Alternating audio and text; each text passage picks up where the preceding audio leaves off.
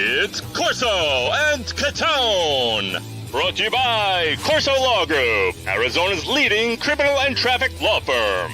Now for the real deal New England feel, Corso and Catone. Welcome into Corso and Catone, the real deal New England feel. I'm Corso. There's Catone right over there. Joe's with us in the booth. Wearing a red shirt today, Joe. Nobody can see that, but Joe's wearing a red shirt. He's mad. And whatever shirt you're wearing, you're watching us on YouTube, listening on iHeartRadio, Apple Podcasts, 790 The Score, and anywhere you podcast. And make sure send us an email on our mailbag, corso.catone@gmail.com. Or, hey, you can give us a call and heated hotline, 855-313-PATS, P-A-T-S, message line. Have a take. We'll play yours. Hey, make sure when you're on YouTube, you subscribe, follow us. Joe's always beating me up to do that. There it is right there on the screen, the button he's showing. Gentlemen, how are we? There it is. Yeah. Hey, you know what? Soon, a couple months, it'll be ho, ho, ho. Oh, my God. Here we go. He's already once that time of the year. Trying to be nice and festive and all that, and that's he's not off. He's actually late. There, if you look in the stores, they already got Christmas stuff out there. He's late like 3 weeks right now, oddly enough. You got to do a Catone's comments about that. Nobody cares about Thanksgiving anymore. It's like it did. It's like forgotten. Listen, I can't listen. My Catone's comment. That's sacred. I have to choose my topics very carefully for that. Yeah. All right. Christ almighty. Well, speaking of topics, we got a good one to you today. In Heated Hotline, we're going to hear from one of you, or we're going to hear from somebody in Heated Hotline. Like Joe always makes that note to me and says, it's going to be somebody this week. Never know who the hell that is. And, of course, we're going to go back in the week on Weekly Rewind and the Stinky Jets game. We'll talk a little bit about that. And, of course, speaking of the Catone's comments, everybody take a bow to the like he said, it's a special thing, so stick around, you don't want to miss it. And of course, Yankees versus Red Sox, we're playoff bound. So listen, let's get right into it. We want to hear from whoever this is going to be in Heated Hotline. Joe, we ready? We're ready.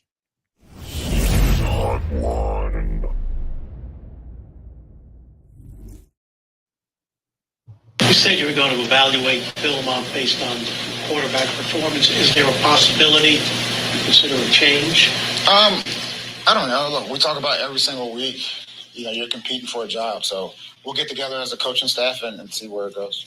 Gerard said before, I don't know what we do going forward. The coach don't want to look at it. Do you still feel like it's your job, or? Oh, of course. I mean, I don't make personnel decisions. My job is to go out there, get ready to play, put good football on tape, and put my best foot forward. Okay, so that was Gerard Mayo in the post game. That was his post game press conference after the Jets game. Yep. Obviously, he was a little down. He should be, should be a little ashamed of himself, Mark.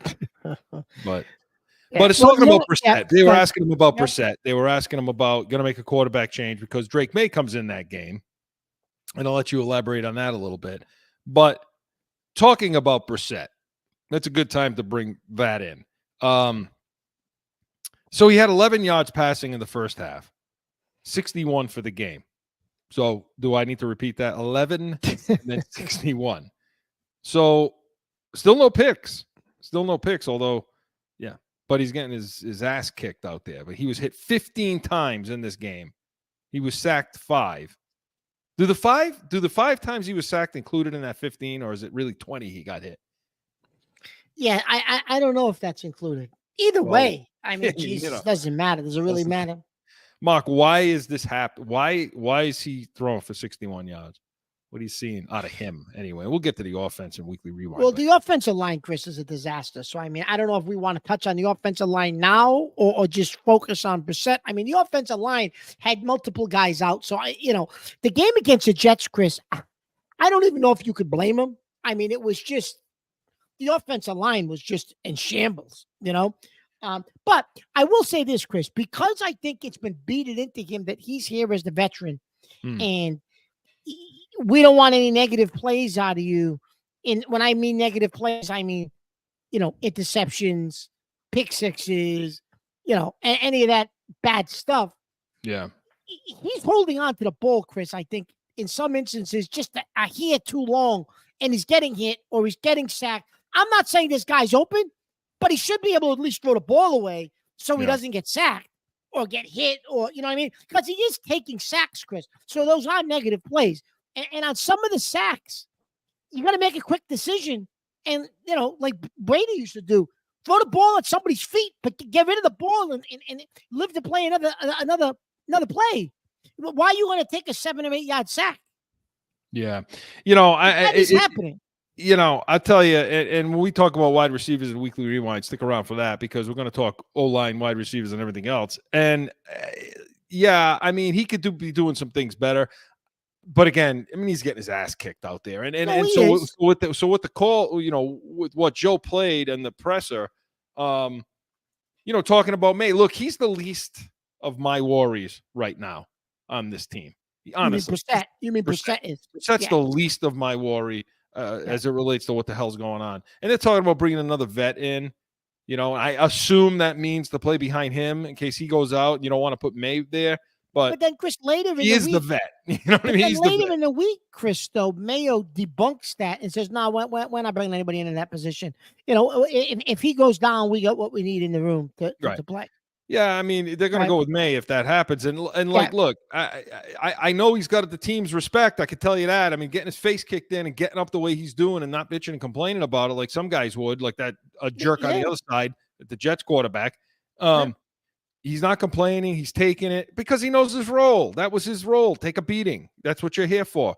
But talk about real quick, since, they're talking about it in the post game. Their questions were related to, okay, when are we going to see May now? So he comes in the game for one drive. He's 4 of 8, 61 yards. He was sacked twice, hit 4 times, and hit once really, really hard, if you remember that. I don't understand why what was the point of bringing him in, Chris? If you want to get him snapped. See, you and I were talking when this happened, and I was like, what the hell? Because I was just pissed to begin with. And, what the F is he in the game for? What are you doing? You're going to get him killed. And he got him hit 4 times on one drive and sacked twice. But then I thought about it. I said, well, okay, a few game reps, is that, that helps always to get a few game reps. What I'm curious about, and maybe you can explain this, why not finish the drive?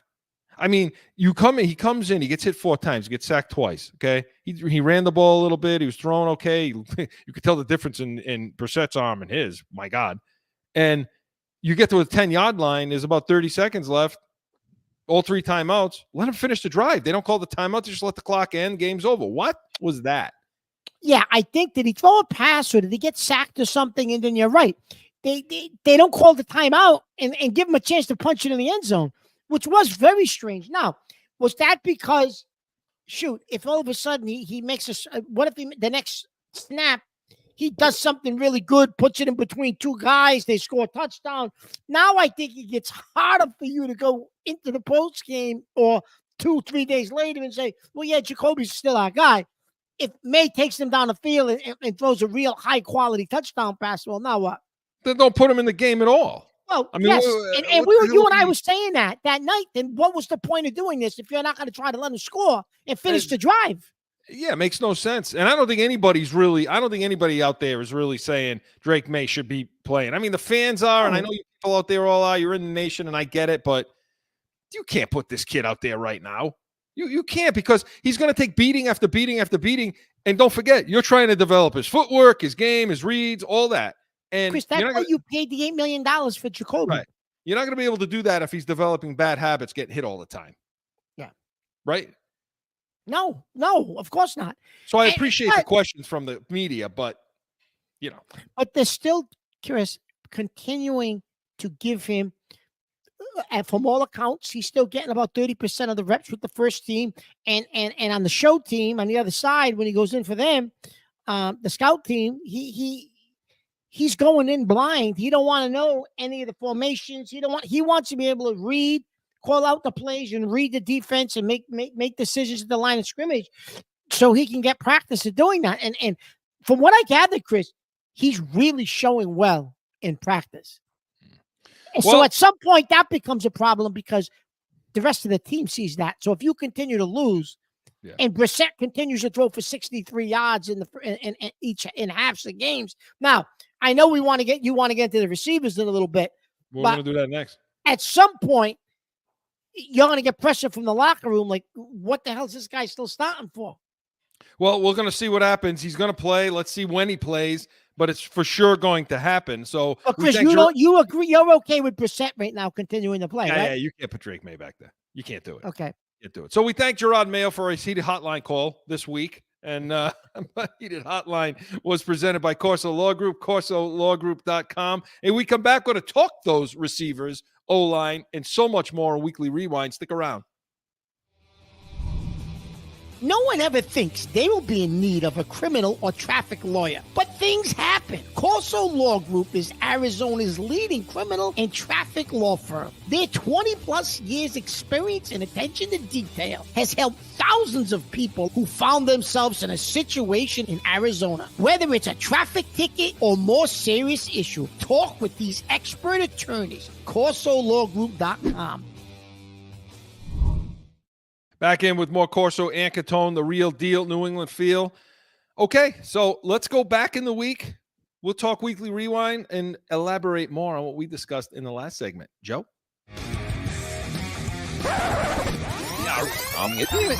Going back through the week. About a Weekly Rewind.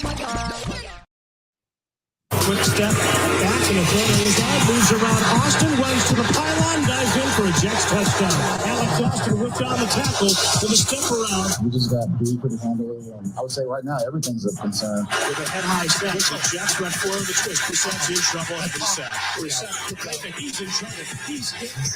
The three Jets converge on the quarterback. It was real tough. Divisional game, prime time, came out got ass kicked. The shotgun snap. Brissett moves up. Brissett goes down. No pass protection whatsoever. Stands in under pressure. Rolls to his back. He's tackled. Throws the ball to the near side. And Jacoby Brissett, slow to his feet. Unbelievable. Down to the play, it's just like they just beat our ass. That's what you. The snap. And Rodgers looks right. Steps right. Throws right. Passes. Caught the pylon. Touchdown, New York. With a grab by Wilson. He takes the snap. He's under a rush. He runs it to the left. I'm sure it was. Deck at the 50-yard line. What did this loss teach you that you didn't know before you got in here today about your team and about your offense? I didn't really learn anything, to be honest with you. Just another loss. So, Joe, that's a nice little compilation there you put together, huh? for all the miserable things that happened in that game. But that game, my God, was that awful? Yeah, and listen, I mean, and you heard from some of the players. You heard a lot of Bob Sosi talking about on the radio broadcast with Scott Zolak on 790, the score, the Patriots game, and some of the post game from these guys, Mark. It was ugly. It was ugly. My game notes, you can't see this on the radio, but if you go on YouTube, what's that say? Suck. Right. In big letters, just suck, you know? Going into the offense now.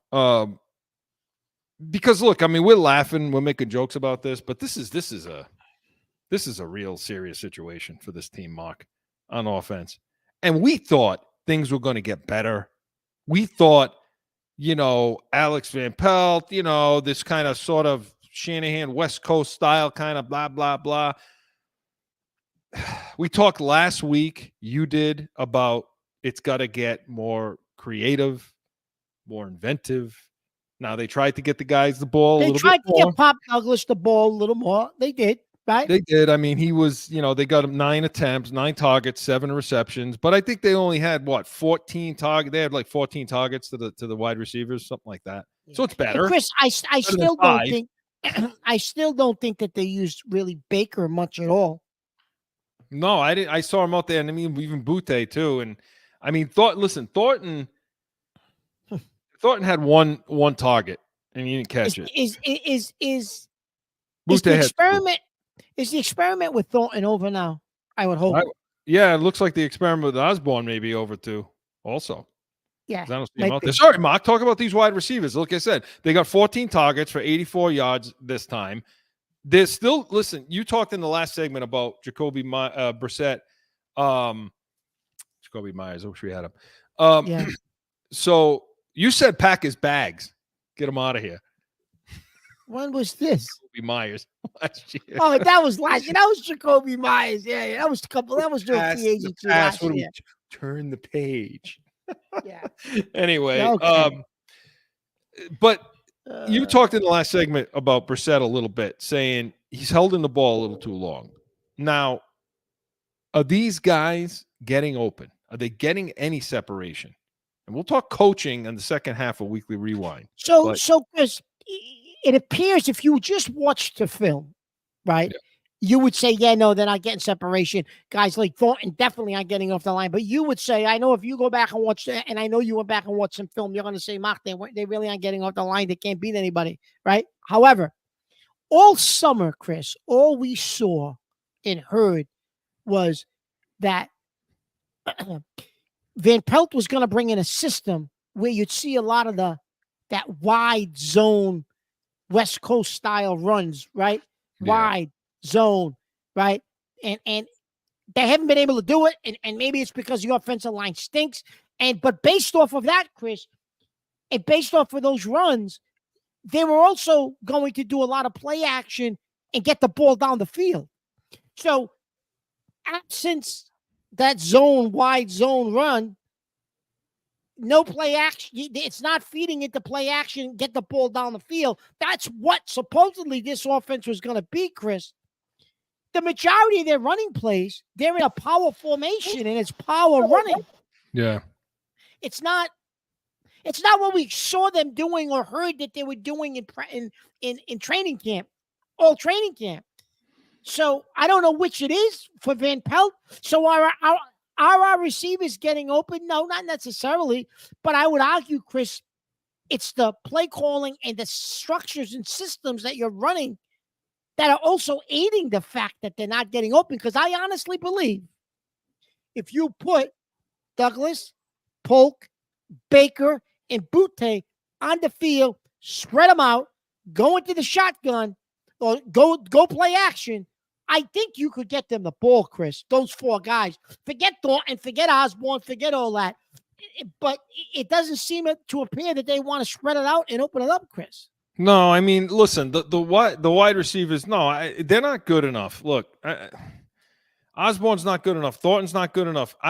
And when you have, I get it. I mean, you're 1 for 4. They were 2 of 11 all game on third down. We were 1 for 4 in the first half and 1 for 7 in the second half. I mean, they had two third down conversions the entire game. Yeah. Now I put it on the coaches, and we'll do it in the next segment. But for Christ Almighty, I mean, you know, you got to have some effort level. You got to have some talent level to be able to get open. Especially in the middle of the field when you got guys like wasn't Mosley out for them. And yes, he was out. Yes, the field should be open to get that done. You know, but then you combine it with the offensive line. I mean, it's all part and parcel of each other, Mark. Yeah, you combine it with the offensive line, Chris, but also combine it with the fact that there's still no motion pre-snap. There's nothing going on pre-snap. Joe, he's aching to talk coaching right now. He wants to do it. There's nothing going on pre-snap. There's no. You mentioned this the other day, Chris. There's no rubs. There's no picks. There's nothing happening when off the line of scrimmage from this team at all. I know you're going to say that, well, the receivers stink, but Chris, this is so damn simplistic. Well, your defense is running against high school offenses, and you're seeing more complex things run at the high school level. Save Alex Van Pelt for the next segment. Let's go to the O-line real quick because I want to hear more analysis on that. Okay, I do.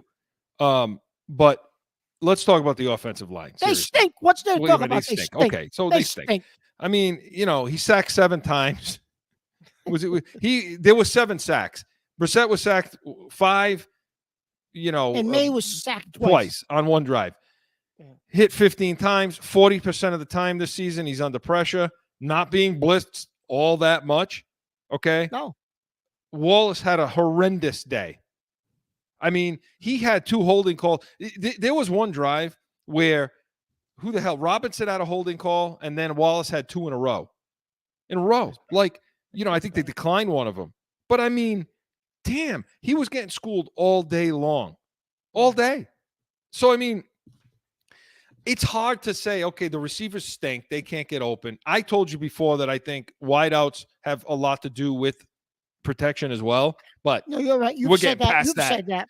But we're getting past that now. I mean, we're getting to the point where they can't, everybody's coming free. I mean, Gerard Mayo says, well, there was some clean pockets in the first half. If he saw that, I don't know what the hell he saw, but I didn't see it.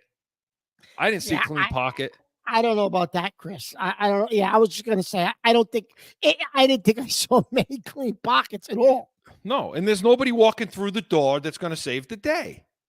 I mean, okay, Lowe can come back. Because at this time, though, Chris, even they just signed another guy off the waivers. I think he was with Green Bay, but some right tackle, some left tackle. At this point, you're signing. At this point of the year, you're signing scrap heap guys, and you hope you catch lightning in a bottle. You ain't bringing anybody in that you can say, oh yeah, he's going to definitely contribute at left tackle. You're not getting those guys right now. They're going to be what they're going to be, and this is what it's going to be, which is why you can't put Drake May back there. And when we talk Alex Van Pelt in the next segment, we're going to talk about some of the ways he should be protecting the offensive line, and I don't think he's doing it either. Okay, and then the last thing I'll say, Mark, is Ramondre Stevenson, really quick before we go to the defense. Everybody loves him, but he's now put the ball on the ground 3 weeks in a row. Oh, I'm going to tell you something, Chris. He wouldn't probably not see the field in this game against San Francisco if Belichick was coaching. You put the ball on the ground 3 games in a row, he'd be on the bench. How many times you're going to get lucky? He would get limited action this week after he put the ball on the ground 3 times. You're right. How many times are you going to get lucky and fall on the ball, or one of your players recovers it, right?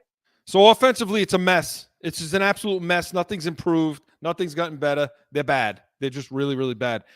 And on the other side of the ball, okay, the Jets had 400 yards of offense, and we got audio from Peppers. They had 400 yards of total offense, Mark. I mean, that's just. I mean, the Jets are good, but I don't think they're 400 yards good. And the Patriots were disgusted. Yeah. Rodgers, it looked like he drank from the fountain of youth. He was rolling out. He was getting out of the pocket. He was gaining yards outside the pocket. Clean.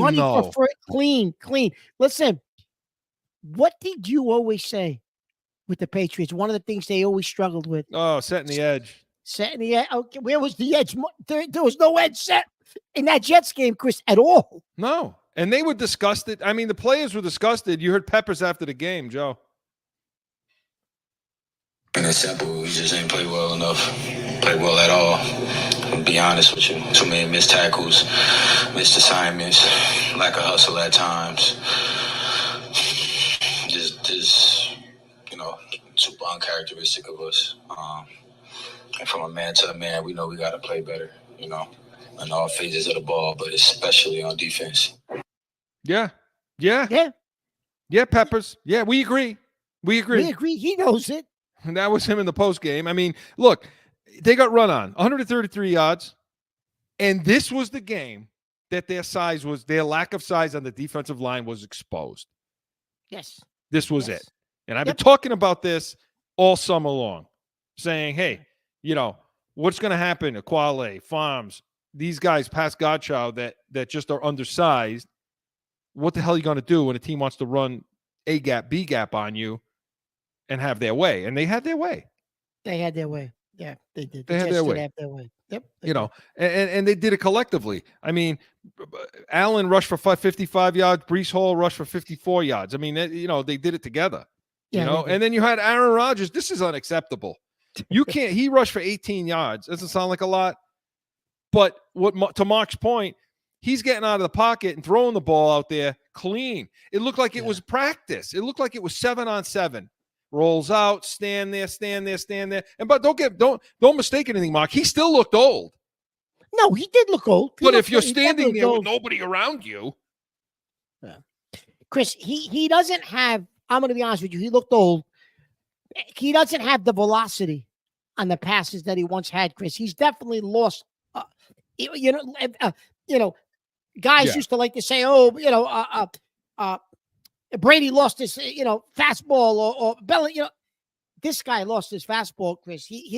Yes, they won. He looked good. The Patriots helped him look good, but he's not slinging it like he used to, Chris. That's even in that game they won, but he wasn't slinging it like he used to be able to sling it with Green Bay. No. And I don't want to hear anybody talking about, well, the offense is so bad, the offense is so bad that, Nope. the defense is on the field for a long time. BS, okay, Yeah, to that, that's Mark, BS. because That's BS. they were kicking our ass from moment one. Huh? From the minute they got off the bus. Chris, they scored, 24 points? 24 and points. Yeah. 24 points, but on 3 other drives, Chris, they would have went down and scored if it wasn't for penalties. They shot themselves in the foot and killed drives with like back-to-back penalties. Otherwise, Chris, they probably would have scored. My guess would probably be between 37 and 40 points. They probably would have got at least another 13 to 17 points on the board in that game. Yeah, 8 for 106. And I'm glad you brought that up because I was going to. 8 penalties for 106 yards for the Jets. Well, there you go. I mean, that's why it's 24 points, just like Mark said. Mark, they were 10 of 15 on third down. That's an embarrassment. That's embarrassing, Chris. I mean, you can't get off the field. So you can't get off the field on on third down. Time of possession, Mark, 40 minutes, 40 to 20. What? Now everyone's going to blame, the offense stinks, but your defense couldn't get off the field, Chris. They were long drives. You don't rush. Yeah. Listen, you as an offense, you don't rush for 130 yards and they're quick drives, big hitters down the field. I mean, Christ, look, when you look at the Jets box score on this, okay, and you see the averages on the receptions, okay, the longest reception's 27 yards. I got it. That's Lazard. The rest of them are 10, 11, 14, 9, 9. Like, these are not short drives where they're just bombs down the field, 2-3 plays. These were long, extended plays where the Patriots had good chances to get off. 10 or 15, Mark, on third down. Chris, but one of the things that was exposed, in addition to the lack of size up front, which you already mentioned, was that middle of the field again, Chris. Yeah, I'm waiting for Jets, that. The Jets tight end had a field day. I don't even know who the heck he is. He had almost 100 yards receiving. I don't even know who he is. Chris, every time they needed a play, a lot of those first down throws was to him over the middle. Like the middle of the field, and I know Bentley was out. I get it. But Chris, the middle of the field, that was awful. Who's it, Conklin? Conklin, yeah. He had 5 receptions for 93 yards. Listen. Think about that, Chris. Here we go. Is he Gronk? Here we go.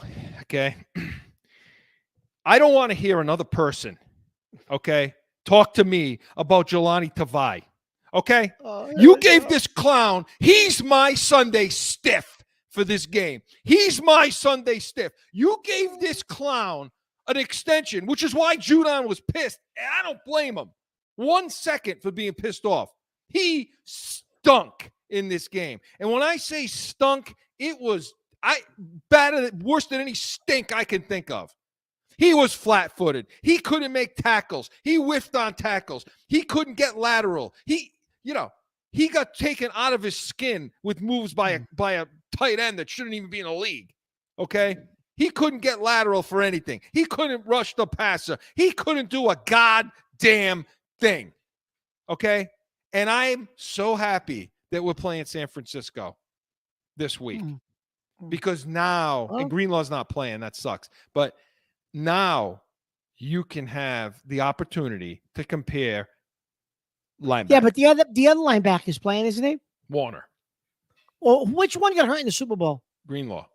It was Greenlaw, so he's still out. It was expected. It was expected he would be out. But Chris, their other defensive end, one of their best defensive ends, Hargraves is out. Yeah, he's out. He is out. He's probably out for the year. He tore his pec. So, Chris, they catch a break this week, the Patriots, because Deebo Samuel's out, McCaffrey's out, Purdy has been on the injury report all week. I'm assuming he'll play. So Kittle been on the injury report. They're so banged up on offense, Chris. Maybe they can't expose you. Maybe they won't expose you because they're so banged up.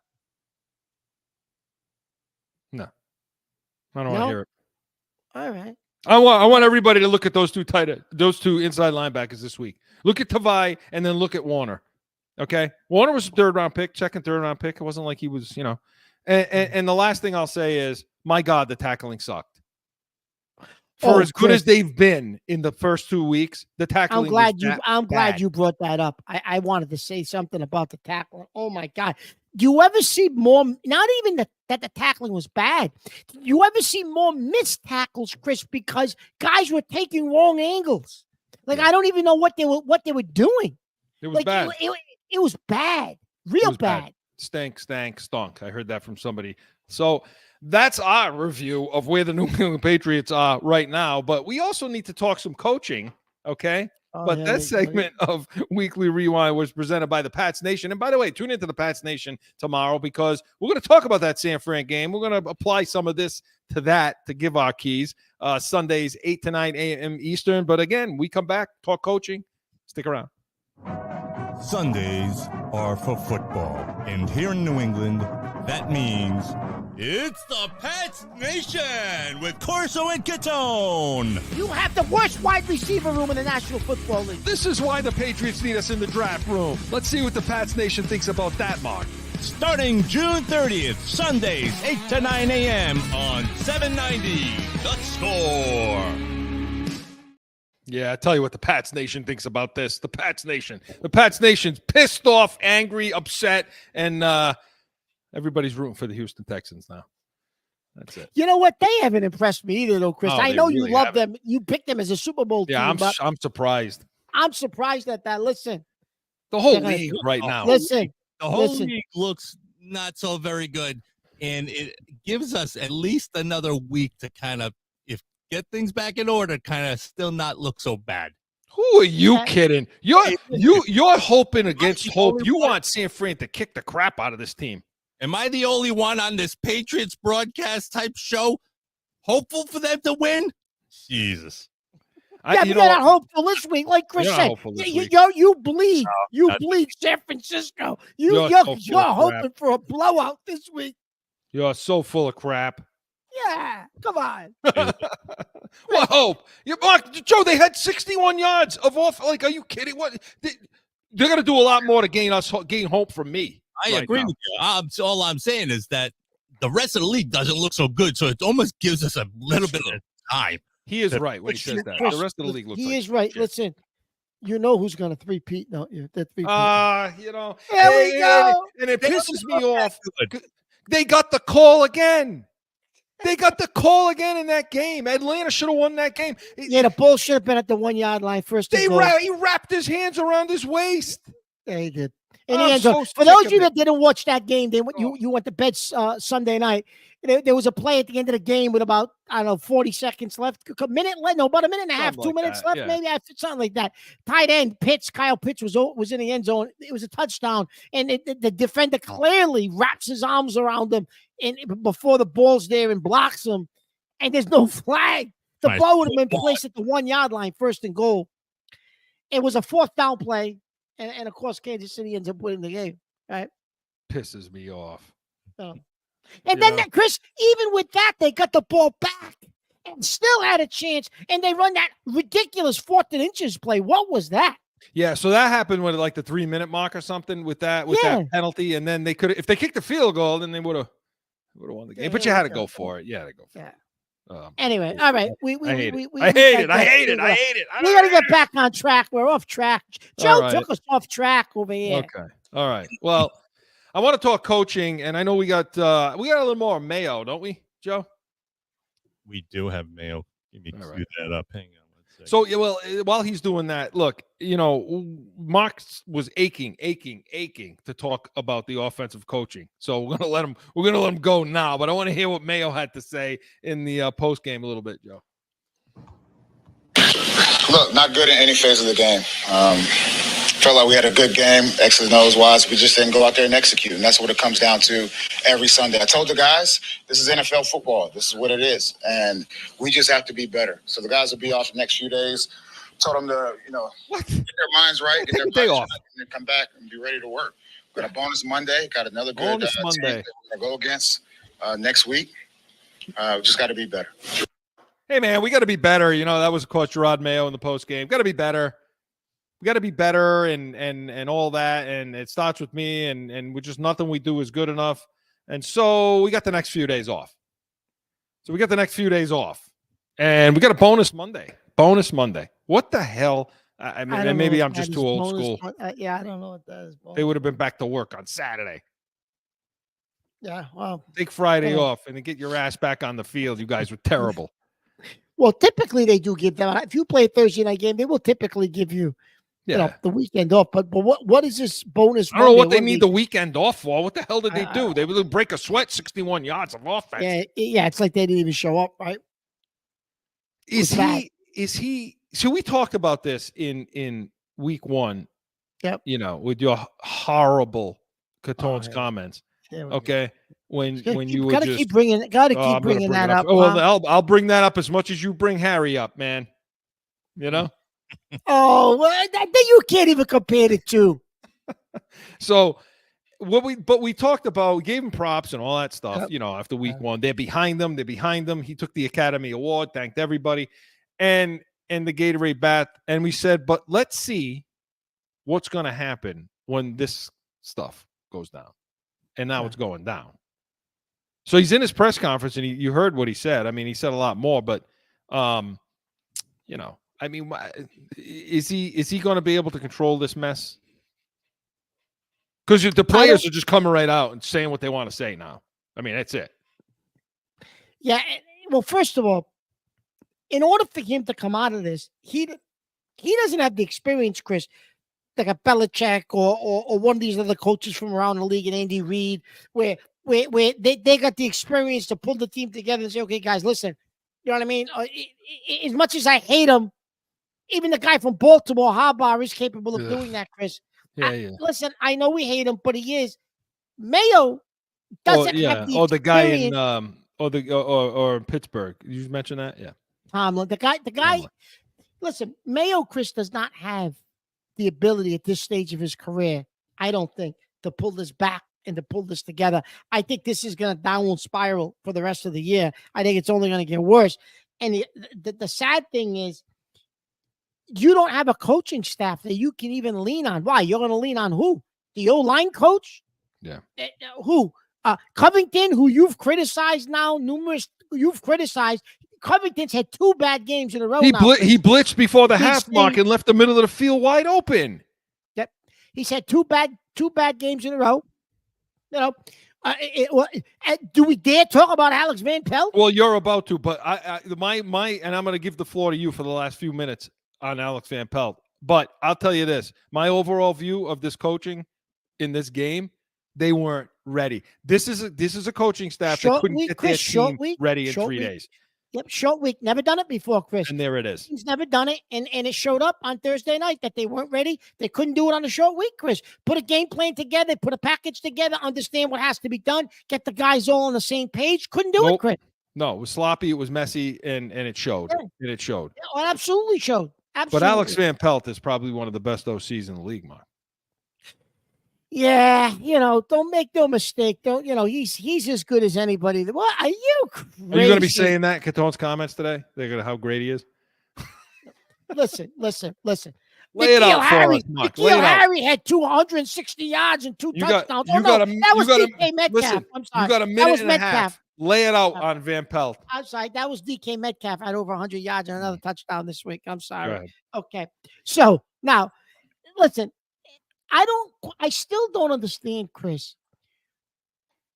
I don't quite understand what his philosophy, okay, he wants to play mistake-free, conservative football with Brissett. That's why he brought him in. You're under center. You're not in shotgun. There's no motion.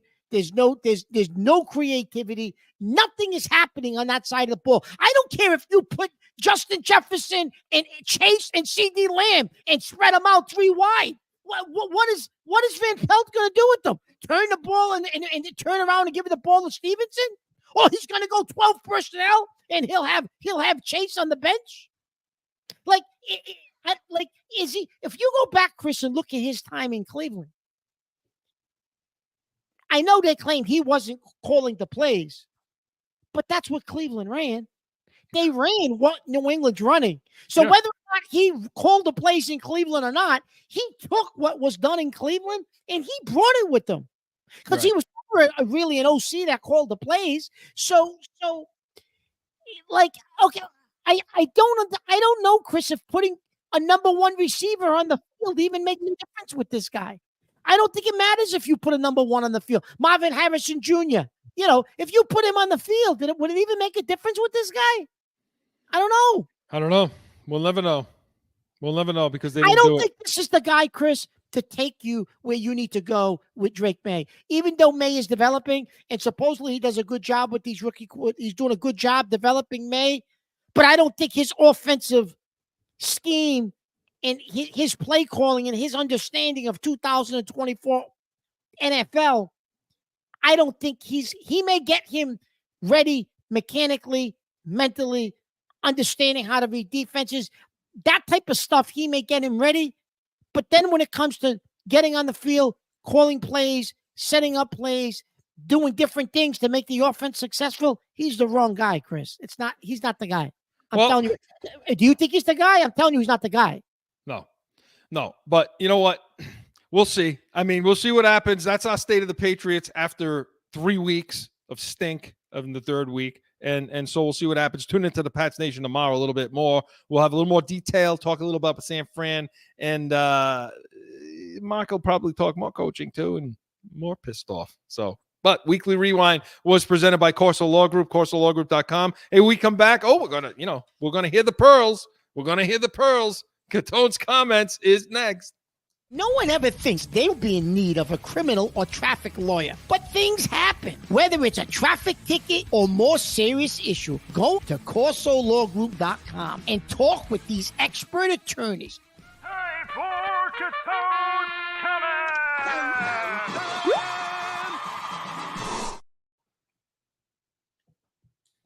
So the baseball season's coming, regular season's coming to an end next week, playoff start. Right, wild card round, which I have a problem with the wild card round. Best of at 2 out of 3. I have a pet peeve with the way that's set up. That should be a one game, and you're done, and the winner moves forward because you're making these teams who won their divisions sit out and potentially 3-4 days, depending on if it goes 3 games. If there's a rain out, these guys could be, they're idle for 4 or 5 games, some 4 or 5 days, maybe potentially.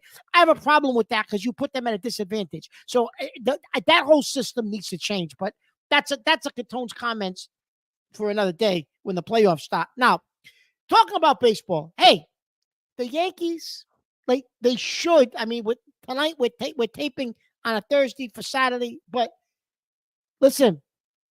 The Yankees should win the division. They need to win one. They need, the magic number's 1. They're playing Baltimore. They should finish it off and win the division. So, hey, kudos to the Yankees. We got to give them props. Chris and I didn't necessarily know in July if they would be at this point. We thought Baltimore would probably win the division because we were struggling. Yankees come out and win the division. However, just when you thought they were turning the page, no, you're wrong. We're wrong. Again, starting pitching struggles. Not enough timely hitting. They're depending on the 2 and 3 run home run again. The bullpen has gotten better. They've gotten some guys healthy. The bullpen looks better, but it doesn't seem like they can put it. Whenever it looks like they're going to put it all together, something falls apart. So I'm interested to see what happens in the playoffs. I really am. I know Chris and I have been negative all season with the Yankees. I'm going to go on record right now. We're going to the ALCS. Yeah, we're going to win it. We're going to win a couple of rounds. We're going to go to the ALCS. And then you're going to hope you avoid Houston. I don't want to play them. They're on the other bracket. If the season was to end today, Houston's on the other half of the bracket. Let's hope we don't have to see them. They're our kryptonite. But I have a good feeling we're going to go to the ALCS, and then anything can happen from there. Now, let's talk Red Sox quickly. Alex Cora, they get eliminated this week, and Alex Cora says, we just weren't good enough. We didn't do the things we needed to do down the stretch. We couldn't finish the way we needed to finish, and we got to get better. And and he made some comment like, I really haven't talked to the guys in the locker room about it yet. This was at his post-game press conference after they got eliminated. He said, but next year is going to be a different locker room. Well, okay, I get it. So you're basically throwing the guys under the bus saying, yeah, we weren't good enough. We got to make changes to improve. Okay, listen, I get that. I get it. And then he refers to the fact that we were like 8 games over 500 at the trade deadline, and we faded. Listen, despite you faded, whatever you want, you can blame ownership. That doesn't spend any money. They're not bringing in players. You can blame High Bloom. You can blame Breslow. Listen, they went out at the trade deadline, got a couple of 4A guys. They weren't big additions, but they made an attempt, right? Usually they don't even do that. They just sell. They made an attempt. 2 things. You want to put something on ownership and you want to put something on the front office. You should have brought some of the kids up, okay? You got a couple of those kids in the minor leagues. You should have brought them up. You should have tried to trade a guy like O'Neill at the trade deadline. Maybe you get another veteran in return for him on an expiring contract. Bring up some of the young guys. That's what you should have did to infuse some life into this team. And you know what? They're going to probably finish a 500 team. Maybe a game or 2 over 500, depending on how they finish out their last 3. Alex Cora, I'm so sick to him. You know what, Chris? I've turned on him now. We sung his praises all season. Now I've turned on him. You know what? Maybe if your team was more fundamentally sound and played defense, okay, ran the bases better, fundamentally better. If you look at those phases of the game, that cost you at minimum of 5 or 6 games that I watched. So it probably cost you 10 because I don't watch them all the time. So if that cost you 5 or 6 games, now you're probably a wild card team if you add 6 more wins onto this team. And guess what? Your defense and your fundamentals cost you 6 games. And that's Alex Cora, because that's been going on for 3 damn years. The lack of fundamentals, the lack of defense, the lack of the things that they do on the field. I get the analytics garbage and all this nonsense. But you know what? The analytics has caught up to Alex Cora, because when he came over from Houston and they won that World Series, the Red Sox, it was his first or second year as manager. They were at the cutting edge of this analytic thing because Houston was doing it. He came from that organization. Everybody's doing it. They caught up to you. So you don't have that advantage anymore. You mean to tell me you don't have field coaches that can look at a guy who's missed the same fly ball 3 games in 3 different games and say, hey, maybe the angle you're taking on the ball is a little off. You're backing up on that. Teach him some fundamental stuff. The ball off the bat. Do these teams even do IO anymore? Infield, outfield before, I don't even know if that's part of the process anymore with these analytic guys. So Corey's going to look himself in the mirror and say, yeah, you know what? We weren't good enough defensively. I screwed up. We should have won 5 or 6 more games if we played better defense. Defense is on me. I'm the manager of this team, and we probably become a wild card team. So I'm sick of Cora passing and deflecting to the ownership with his read between the line comments. And we're not good enough. We got to get better. We're not going to have the same locker room. Maybe you shouldn't have the same manager sitting in that seat. You gave him a 3-year extension because now that the analytics is caught up to you. Have you really won anything since that one World Series? No, you haven't. And it's the same thing every year. They fade. They're making mistakes on base running. They don't play good defense. So you know what? I've kind of soured a little bit on Cora. You know what? I've soured a little bit on him because now, you know what? Enough. Take ownership for the fact that you got some deficiencies that you're going to work on as a damn manager. Wow. Tell us how you feel. Look at how pissed off he is. I don't blame him. Listen. He says the same goddamn thing every year at the end of the year. Just hit play and play his same comments from the last 2 years. It's the same BS. I'm sick of it. No, you can't go 3. This is like what, the 3rd year in a row now that they fade and die at the end? Yeah. And it's all, like you say, fundamentals. And at some point, you got to say, well, he isn't elite. You know, I mean, you're well- right. Yeah, I mean, I agree with everything you're saying, and we've given him props, wanted them to coach the Yankees.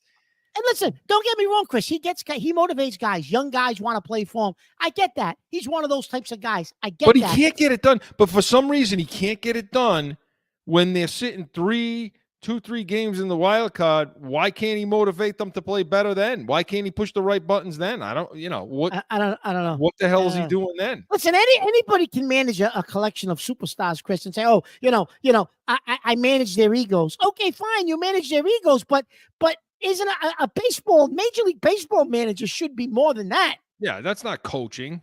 That's babysitting. There's a difference. And by the way, this wild card thing, you're right. Talk X's and O's for baseball. Terry Francona would run circles around Alex Cora. Agreed.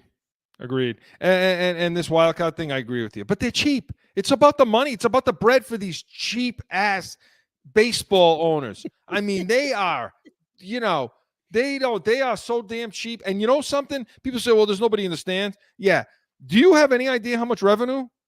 Baseball's like higher than anything else. You wouldn't think it, but they are. So they're cheap. Does Kraft own a baseball team? Oh, you had to throw that in. I knew you had to slip that in. I don't know if New York can slug their way to it though, Mark. No, I think they'll get to the ALCS, Chris. But you're right. Can I get over the threshold? I don't know. Well, I think they'll get to the ALCS, and then we'll see what happens. We'll see. But they are winning right now in the middle of the 5th against the Orioles, 1-0. So they need that win. But yeah, Boston's going to end up at 500. We said it'd be 80 to 84 wins, 81, maybe 84 if they really did something. And there it is. We were right. We called it. Good stuff, Mark. You have every right to be upset. I don't blame you one bit. So, Catone's Comments was presented by the Pats Nation. Sundays, 8 to 9 a.m. Eastern. Hey, we're always the first pregame show for the Patriots game, which also kicks off late this week, 4 p.m. But we'll have all the analysis, the breakdown, everything. So make sure you're tuning in. But when we come back, what are we doing? We come back. Hey, guess what, Mark? Guess what we're going to be talking about? We're going to talk Celtics and Bruins. B's and C's is next. No flipping. Sundays are for football. And here in New England, that means it's the Pats Nation with Corso and Catone. You have the worst wide receiver room in the National Football League. This is why the Patriots need us in the draft room. Let's see what the Pats Nation thinks about that, Mark. Starting June 30th, Sundays, 8 to 9 a.m. on 790 The Score. Back in with more Corso and Catone, the real deal, New England Field. Joe's waiting to play it. Let's get right to it. B's and C's. Hit it! And over the Boston Celtics are the world champions, and they have shown the world how great a ball club they really are. Screen shot,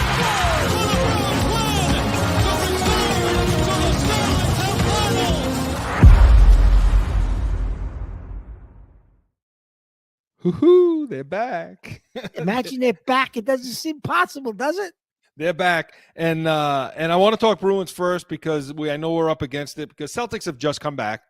They had their media day, and if we have time, we can talk a little bit about that. But I want to talk about the Bruins because they're now playing games. And, I'm looking at the preseason games, and, like I said, it's Thursday. And so they're getting some guys back. Tonight's the night you're going to actually see them against the Rangers, and you're going to see Zadorov and McAvoy. Finally, you're going to see that defensive line, first line together. Yeah. So I'm really interested to see how that's going to go. Obviously, but the big question and the big discussion is about the forwards, and the wing. And they really only have 5. They're a 5 deep. Yeah. Wing, I mean, that's what they have. And you got to hope that Lindholm's going to be okay, that big pickup, because that he's on the big line. Because then when you have to stop moving Zaka around, Lindholm, Chris, is going to be the key, right? That was their big pickup. Does he put them over the top? I don't know. Well, I mean, because you're talking about geeky, it's just Pastrnak, Patra, Zaka. I mean, this is really, and then the Lindholm. That's really it. You know, they don't As the have. kid Patra, Chris, I know last year at the end of the year he was hurt, and then he got sent. They let him go play in that tournament overseas. Remember? They're not. He's not popping right now. No, he's now, not. When they play him, when they try to put him up on those lines, you know, it's not good.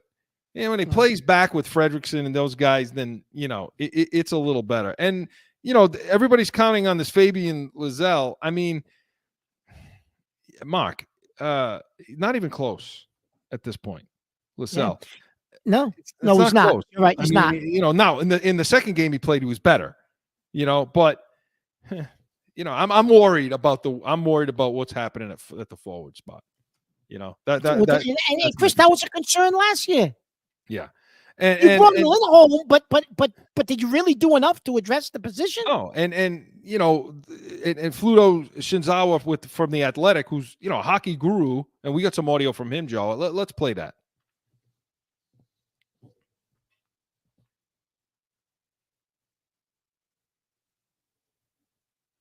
I think Joe took a nap. No, I think we're having a little issue. They want Fabian Lysell, but he's not ready. We saw he had his first game tonight against the Rangers. He didn't do anything. 0 shots on goal. So you're thinking, okay, yeah, first game. He didn't play with good players. Okay, there's that. But that was an opportunity. The door is there to be kicked down. He didn't do it.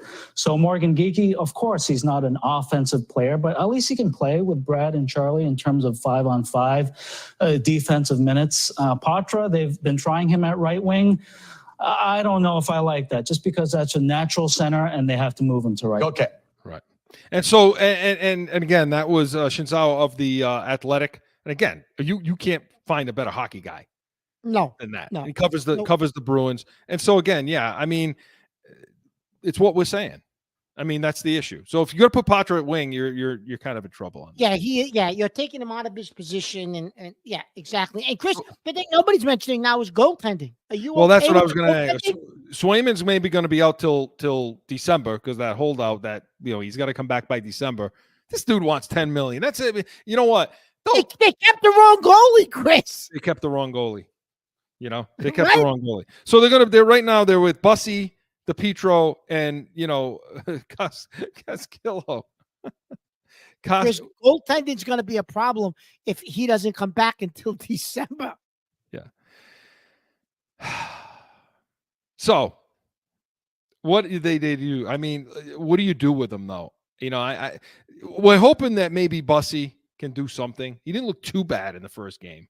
With them. No. And so you got to hope a little more for that. I don't know. How does it get here? How does Sweeney allow it to get here? I mean, he's pissed off too. I mean, how could this kid come out and look for $10 million? I wouldn't give him $8.